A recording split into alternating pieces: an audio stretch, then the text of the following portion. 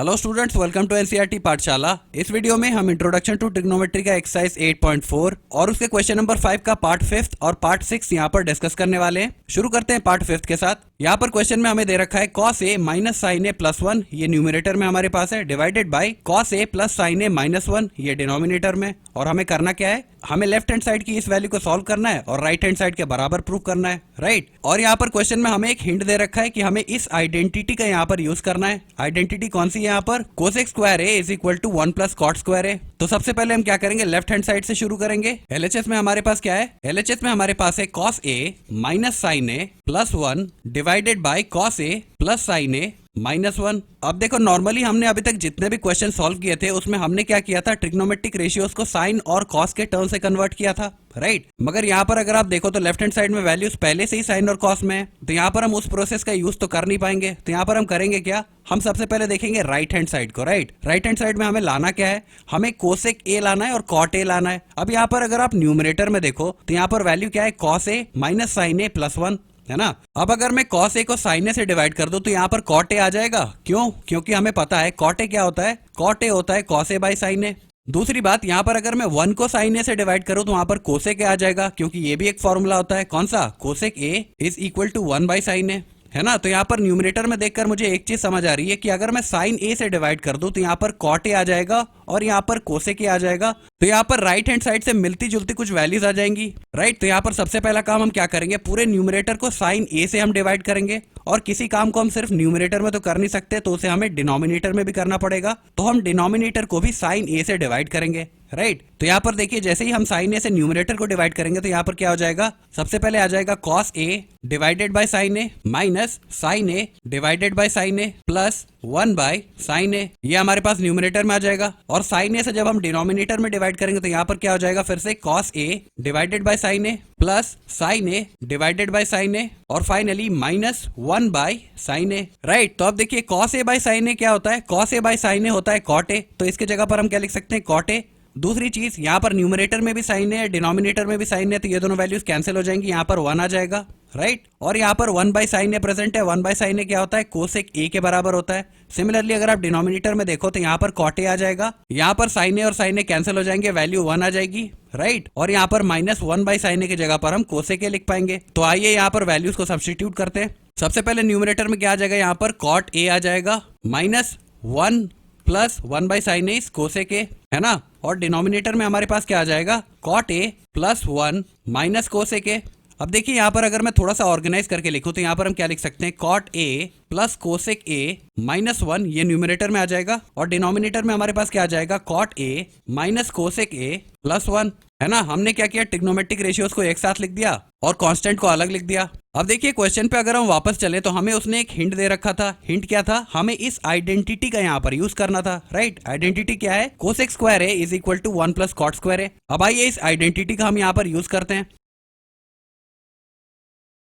तो आइडेंटिटी हमारे पास है cosec square A is equal to 1 plus cot square A. अब देखो, अगर मैं कॉट स्क्वायर ए को एलएचएस पर भेज दूं तो यहाँ पर क्या हो जाएगा, एलएचएस पर हमारे पास कोसेक स्क्वायर ए पहले से प्रेजेंट है, और जब प्लस कॉट स्क्वायर ए एलएचएस पर आएगा तो यहाँ पर ये क्या हो जाएगा, माइनस कॉट स्क्वायर ए, राइट। ये किसके बराबर हो जाएगा, ये 1 के बराबर हो जाएगा। अब देखो यहाँ पर अगर आप लेफ्ट हैंड साइड पर देखो तो एक एल्जेब्राइक आइडेंटिटी यहाँ पर लग रही है, A square minus B square की, है ना। अब वो कैसे, क्योंकि देखिए कोसेक स्क्वायर ए को मैं क्या लिख सकता हूँ, कोसेक स्क्वायर ए को मैं लिख सकता हूँ कोसेक ए का होल स्क्वायर। वैल्यू में कोई डिफरेंस तो आएगा नहीं, कोसेक ए का होल स्क्वायर कितना होता है, कोसेक स्क्वायर ए होता है, राइट। सिमिलरली कॉट स्क्वायर ए को मैं क्या लिख सकता हूँ, कॉट स्क्वायर ए को मैं लिख सकता हूँ कॉट ए का होल स्क्वायर, राइट। क्योंकि कॉट ए का होल स्क्वायर कितना हो जाएगा, फिर से कॉट स्क्वायर ए हो जाएगा। लेकिन जैसे यहाँ पर हमने होल स्क्वायर के टर्म से कन्वर्ट किया तो यहाँ पर आप देख सकते हो कि एक एल्जेब्राइक आइडेंटिटी लग रही है A square minus B square की, राइट। यहाँ पर ए क्या है, ए हमारे पास है कोसेक ए और बी हमारे पास क्या है, बी है कॉट ए। तो यहाँ पर ए का स्क्वायर माइनस बी का स्क्वायर हो रहा है, राइट। और ए स्क्वायर माइनस बी स्क्वायर का फॉर्मूला क्या होता है, A square minus B square होता है ए plus B into A minus B,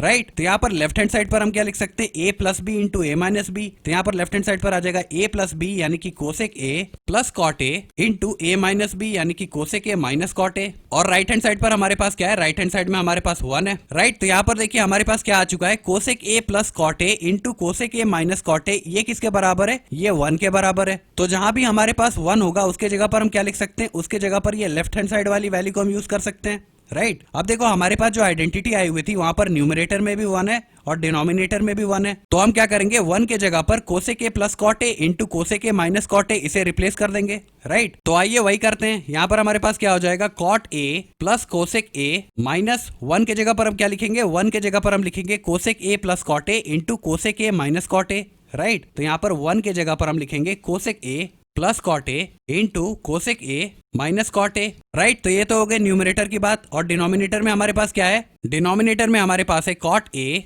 minus cosec A plus 1, right. तो देखिए यहाँ पर इस तरह का कन्वर्जन करने का फायदा क्या हुआ, इसका फायदा ये हुआ कि अब हम cosec A plus cot A को कॉमन ले पाएंगे, है ना। यहाँ पर हमारे पास cosec A plus cot A present है और यहाँ पर माइनस के बाद ब्रैकेट के भीतर फिर से क्या है cosec A plus cot A present है, तो इसे हम कॉमन ले सकते हैं। तो यहाँ अगर मैं न्यूमरेटर में cot A plus cosec A इसे कॉमन ले लूं तो यहाँ पर क्या रह जाएगा ब्रैकेट के भीतर। सबसे पहले आप यहाँ पर देखिए cot A plus cosec A इसे हम बाहर ले चुके हैं, राइट। तो यहाँ पर क्या रह जाएगा 1 रह जाएगा, तो यहाँ पर आ जाएगा 1। उसके बाद हमारे पास है माइनस, उसके बाद अगर आप ब्रैकेट में देखो तो cosec A plus cot A ये वाला टर्म हम बाहर ले चुके हैं कॉमन में, राइट। तो यहाँ पर बच क्या गया है, यहाँ पर बच गया है cosec A minus cot A, तो यहाँ पर ब्रैकेट के भीतर बाकी रह गया है cosec A minus cot A, है ना। अब ये तो न्यूमरेटर में हो गया। डिनोमिनेटर में हमारे पास क्या है, डिनोमिनेटर में हमारे पास है cot A minus cosec A plus 1, right. अब यहाँ न्यूमरेटर में जैसे ही हम ब्रैकेट को ओपन करेंगे तो देखिए यहाँ पर क्या होगा। सबसे पहले क्या है हमारे पास cot A plus cosec A इसे हमने कॉमन लिया था और यहाँ पर ब्रैकेट के भीतर क्या प्रेजेंट है 1 प्रेजेंट है। अब यहाँ पर मैं अंदर वाला ब्रैकेट ओपन करने वाला हूँ तो यहाँ पर क्या हो जाएगा माइनस सबसे पहले कोसेक ए के साथ मल्टीप्लाई होगा तो यहाँ पर क्या आ जाएगा माइनस कोसेक ए, उसके बाद माइनस मल्टीप्लाई होगा माइनस कॉट ए के साथ, माइनस माइनस प्लस हो जाएगा, राइट। तो यहाँ पर आ जाएगा प्लस कॉट ए। ये हो गया हमारे पास न्यूमरेटर में। और डिनोमिनेटर में हमारे पास क्या है, डिनोमिनेटर में हमारे पास प्रेजेंट है cot A minus cosec A plus 1, right. अब यहाँ पर अगर आप देखो तो न्यूमरेटर में भी हमारे पास क्या प्रेजेंट है 1 minus cosec A plus cot A और डिनोमिनेटर में भी हमारे पास वही वैल्यू प्रेजेंट है, राइट। यहाँ पर अगर मैं ऑर्डर को चेंज कर दूं तो उससे कोई फर्क तो नहीं आता। फॉर एग्जांपल अगर मैं आपसे कह रहा हूँ कि 2 माइनस 3 की वैल्यू मुझे बताइए तो आप मुझे बता दोगे कि ये -1 के बराबर आता है, राइट। तो यहाँ पर अगर मैं -3 को पहले लिख दूं और +2 को बाद में लिख दूं तो उससे कोई डिफरेंस आ जाएगा क्या। अगर मैं -3 + 2 लिख दूं तो यहाँ पर फिर भी कोई डिफरेंस नहीं आएगा। यहाँ पर -3 + 2 फिर से कितना आ जाएगा -1 आ जाएगा, है ना। सिमिलरली यहाँ पर अगर न्यूमरेटर में 1 minus cosec A plus cot A इसका अगर मैं ऑर्डर चेंज कर दूं तो उससे कोई डिफरेंस तो आएगा नहीं। हमें सिर्फ ध्यान ये रखना है कि साइंस हमें चेंज नहीं करने, राइट। तो यहाँ पर देखिए न्यूमरेटर में हमारे पास क्या हो जाएगा cot A plus cosec A, ये पहले ब्रैकेट की बात। दूसरे ब्रैकेट में हम क्या लिख रहे हैं कॉट ए को पहले लिख रहे हैं, राइट। उसके बाद हम लिख रहे हैं माइनस कोसेक ए और +1 को हम सबसे आखिर में लिख रहे हैं तो यहाँ पर आ जाएगा +1। ये होगी बात न्यूमरेटर की। और डिनोमिनेटर में हमारे पास क्या प्रेजेंट है, डिनोमिनेटर में हमारे पास प्रेजेंट है cot A minus cosec A plus 1, right. अब देखिए न्यूमरेटर में भी cot A minus cosec A plus 1 present है और डिनोमिनेटर में भी cot A minus cosec A plus 1 present है, तो ये दोनों वैल्यूज कैंसिल हो जाएंगी, है ना। तो हमारे पास वैल्यू क्या रह जाएगी फाइनली, हमारे पास फाइनल वैल्यू आ जाएगी cot A plus cosec A और यही वैल्यू राइट हैंड साइड पर हमें गिवन थी, राइट। तो यहाँ पर आप क्वेश्चन में देख सकते हो राइट हैंड साइड पर क्या प्रेजेंट है cosec A plus cot A, right. और लेफ्ट हैंड साइड को सॉल्व करके हम इसी वैल्यू पर पहुंचे हैं। तो यहाँ पर फाइनली हम क्या लिख सकते हैं, this value is equal to right hand side and hence proved, right. तो होपफुली आपको क्वेश्चन नंबर 5 समझ आ गया होगा। अब आइए हम बात करते हैं क्वेश्चन नंबर 6 की।